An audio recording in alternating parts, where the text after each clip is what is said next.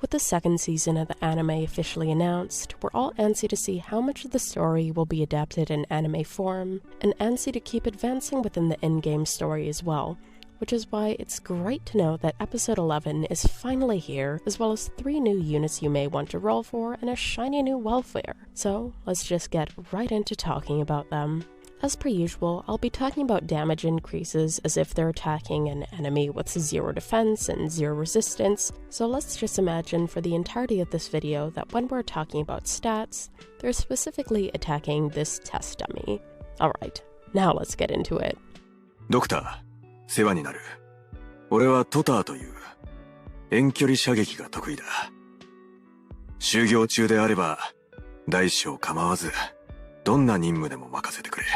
Totter is a 4-star besieger sniper, the subclass being characterized by their prioritization of enemies with the highest weight, as well as their large range that skips the first row of tiles. Since he's such a low rarity, chances are that if you're trying to get either Paprika or Stainless on this banner, you'll have him at max potential fairly quickly.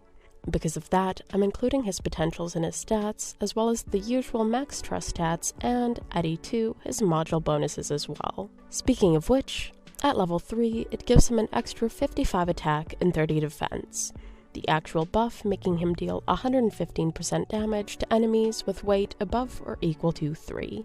The exact value of this will appear in his E2 stat sheet once that shows up. His talent is one of those little things I love that ties into the character's lore. Totter's whole thing is that he has really good long distance eyesight, so naturally he can attack enemies that are in stealth. When they're in his range, he'll have a 13% attack boost at E1 and 20% at E2. I didn't include these numbers in the stat sheets or skill breakdowns since, unless you've played a stage before and are now doing it again with the knowledge of what enemies there are and what path they'll take in mind, it's pretty unpredictable. But so you can have an idea, at E1 it brings his attack up from 845 to 955, and at E2 it goes from 1057 to 1268. Units who can attack stealth enemies are always appreciated, so I think this is a pretty good talent. Moving on to his skills though, Skill 1 allows him to attack an additional target as well as deal 190% physical damage, this happening every 4th attack. At E1 max, this damage raise brings it up to 1098.5, that being dealt both to the original target and the additional one. At E2 max, the new damage is 2008, or 2308 if the enemy being hit happens to have a weight of 3 or higher. Choosing to M3 this will increase the damage dealt to 220%, making it 2325 or 2673. Skill 2 increases his attack speed by 35, leading him to attack once every 1.78 seconds. Each attack now targets 2 additional enemies, 3 in total, but if there's only 1 enemy that he's able to attack, he'll deal 210% physical damage for the 25 seconds the skill lasts, or until there's more than just 1 enemy he can attack, under which circumstance he'd return to dealing his normal amount of damage. Starting with the damage output at E1 max, when there's only 1 enemy, each attack would deal 1774.5, his DPS being 997 during the time this single enemy is attacked. In the case where he's attacking 3 enemies, despite the fact that there's no damage increase, his DPS would be 1424. At E2 max, the damage dealt to 1 enemy is 2220 if it's below the weight of 3, and 2551.5 if it isn't. There are far too many variables when it comes to the weight of enemies, more so being the case when I'm talking about when he's attacking 3, so I'll specifically be giving the DPS numbers as if all enemies weigh 2 or less,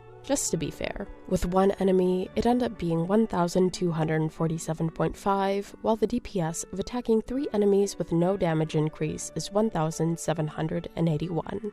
M3ing this skill increases the attack speed boost to plus 50, reducing his attack time to 1.6 seconds. It also increases the damage dealt to a single target to 225%, that being 2,734 if they weigh 3 or more, and 2,378 if it's less.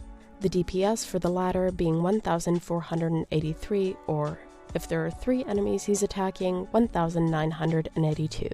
For a 4-star and a subclass that isn't super popular, Totter's delivered a pretty solid kit. Also, as an enjoyer of both women and men, while no one coming out in this chapter piques my interest, I feel like it's important to mention that just by looking at their in-game splash art, Totter has thicker thighs than like 98% of the women. I just find that hilarious. This is the Archer has the largest bust in Fate of Arc Knights. 灯籠騎士、イザベル・モンタギュー。シージと我が盟友たちを代表して、貴殿にご挨拶申し上げる。衣装が騎士らしくないだと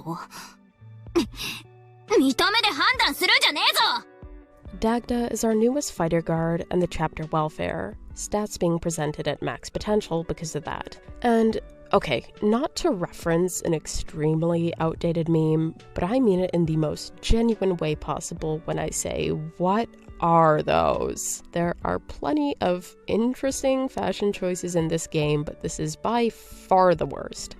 I'm genuinely flabbergasted at her shoes. Anyways, her archetype's whole thing is beating him up as fast as possible, having an extremely high attack speed, fairly average attack, and consequentially a high DPS rate.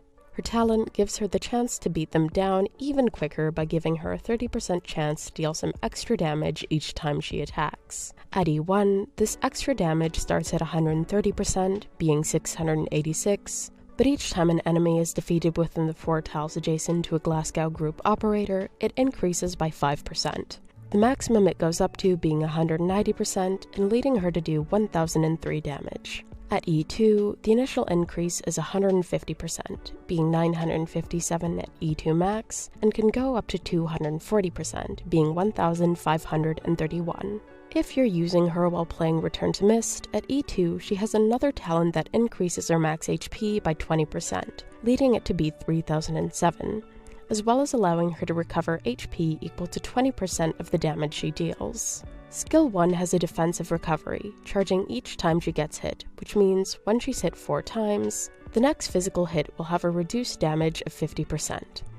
After this activates, her next attack deals 180% damage, being 950 at E1 max and 1148 at E2 max, in the cases where this doesn't coincide with her talent proccing, where it would be more, obviously. M3ing it reduces the damage taken by 60% and increases the damage she deals afterwards by 210%, that being 1340. Different than most consistent attack boost skills, which I affectionately refer to as pow pow pow boom skills, whether they charge offensively or defensively, they aren't entirely dependent on external factors, while this skill is. If that 5th hit happens to be on an arts attack, it won't proc the skill. Only physical damage does. This isn't necessarily a bad thing, just a niche, but personally, I feel like because of that specificity, the skill would be better off if it could hold a charge or two. Like, imagine, she's being hit, but it's all by arts damage. She's charging up her skill but not releasing it until that next instance of physical damage finally happens, and boom, she releases all the built-up damage boosts in one blow. That'd be pretty cool. Moving on to skill 2, her attack is increased by 28%, and each attack deals 2 hits, as well as increasing her talent activation chance to 50%, which is why I'll actually be talking about how much damage they deal with this skill. At E1 max, the attack buff by itself brings it up to 676, meaning that the possible talent activation would deal between 879 to 1284 damage, depending on how many enemies have been defeated around the Glasgow operators. But back to when this doesn't proc, since each attack deals 2 hits, that would be 1352 damage, making her base DPS for this skill 1733. Now, at E2 max, the buff brings her attack up to 817. The double hits dealing 1634 damage and bringing her base DPS up to 2095. The increased attack brings her possible talent damage up to between 1225.5 and 1961. M3ing it raises her attack boost by 35%, as well as bringing the chance to proc her talent up to 60%. With an attack of 861 that deals double hits, that damage dealt is 1722, and her base DPS is now 2208. And on the side of her talent, the damage raise would now be somewhere between 1291.5 and 2066. I honestly have nothing else to say about Dagda because when I look at her, all I can see are those shoes. These shoes genuinely haunt me in my nightmares. I'm so sorry to all the Dagda enjoyers out there. やっほー、今日からうちらのチームはドクターの指揮下に入るっす。うちはパプリカでいいよ。あんたはまともな雇い主っぽいけど、まだ様子見中だかんな。見張ってるから覚悟するんだぞ。Paprika is the 5-star of the banner, as well as a brand new subclass of medic, chain healers. As the name suggests, they follow a similar trait to chain casters, but with heals instead. Each time she heals someone, it'll bounce off of up to 3 allies, each bounce reducing the amount it heals by 25%. These numbers will be in her stat sheets. Her talent helps boost how much she can heal someone by giving them an extra bit of HP if they're at less than 40% of their max health. This extra bit is specifically 80 HP at E1 and 140 at E2. To put it into perspective, approximately 20 and 29% of her base attack respectively. Her first skill is very simple, increasing her attack speed by 55, leading her to heal once every 1.85 seconds. It's not much, but medics having an attack speed increase on one of their skills is always appreciated because of just how lengthy the intervals between each heal tend to be. Plus, with 30-second duration and 32-second charge time, it's a nearly 1-to-1 ratio of when she can heal quicker and when she can't. M3ing it increases her attack speed by 85 instead, her attack time now being 1.5 seconds.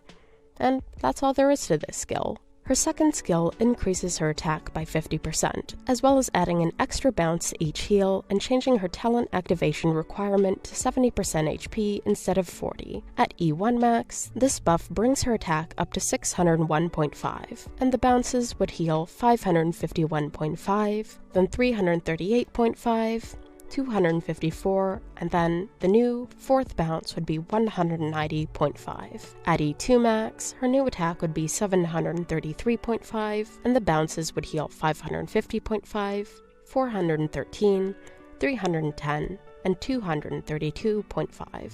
The thing about these chain heals is that as long as your units are lined up in a way that allows this to happen, you can manage to reach an ally that's outside of Paprika's range, this skill helping with that since there are more bounces. If you choose to take advantage of this and M3 it increases the attack buff to plus 70%, and changes the talent activation to 80% HP, her new attack with this being 831, and the bounces being 623, 467, 350, and 262.5.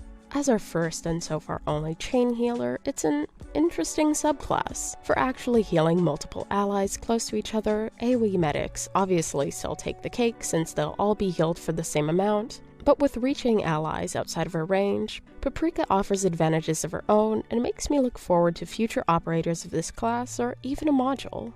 ドクター、俺たち何度も一緒に修羅場をくぐり抜けてきた仲だろ？今さらこんな紙っ切れで証明しなきゃいけないわけ？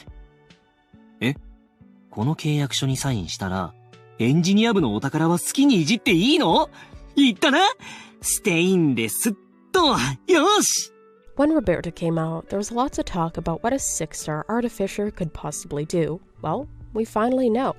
And we get to know with an aggressively British catboy, Stainless. Just to refresh your memory on this subclass, Artificer supporters are characterized by their support devices, which can be placed on the battlefield adjacent to an ally on either ground or ranged tiles to give them some sort of buff. He carries 2 or 3 of these devices depending on his promotion level, their functionality changing based on what skill is selected, but only 2 can be placed at the same time. At E2 he gains another talent, which gives him the 70% chance to recycle a support device and gain another when one happens to be destroyed in the 8 tiles surrounding him. His first skill starts out fairly simple, the passive effect giving his devices the ability to grant plus 12% attack to an operator. Once the skill is active, there's a couple of other effects. He immediately gains 1 device, and the effect granted by the devices is now 3 times as strong, being a 36% attack buff instead. Stainless himself will now deal 170% damage for the 17-second duration of this skill, that being 904 at E1 max, bringing his DPS to 603, HP, and 1074 at E2 max with a DPS of 717. Also, at the end of this, all devices on the battlefield will be destroyed,